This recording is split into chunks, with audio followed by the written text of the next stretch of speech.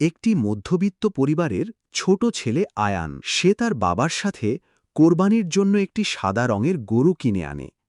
কয়েকদিন গরুর যত্ন নিতে নিতে সে গরুটির প্রতি ভীষণ মায়া অনুভব করে, কিন্তু ঈদের দিন সকালে যখন গরুটিকে কোরবানির জন্য নিয়ে যাওয়া হয়, আয়ান আড়ালে গিয়ে কান্না করতে থাকে। তার বাবা তখন পাশে এসে তাকে বুঝিয়ে বলেন, বাবা, কোরবানি মানে শুধু একটা পশু জবাই করা নয়, কোরবানি হল নিজের প্রিয় জিনিস আল্লাহর খুশির জন্য ত্যাগ করা।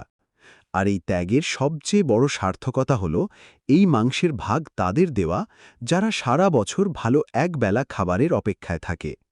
কিছুক্ষণ পর আয়ান নিজের হাতে মাংসের প্যাকেট নিয়ে তাদের এলাকার সেই সব মানুষের ঘরে পৌঁছে দেয় যারা কোরবানি দিতে পারেনি। তখন সে বুঝতে পারে অভাবী মানুষগুলোর মুখে তৃপ্তির হাসি পারেনি। যখন সে দেখে পশুর প্রতি মায়ার চেয়েও বড় হল মানুষের সেবায় নিজের প্রিয় কিছু বিলিয়ে দেওয়ার আনন্দ। আর এটাই হল কোরবানির আসল শিক্ষা। এই ঈদে ত্যাগের মহিমা ছড়িয়ে দিতে ভিডিওটি লাইক করুন এবং আমাদের সাথেই থাকতে চ্যানেলটি সাবস্ক্রাইব করে দিন। ঈদ মুবারক।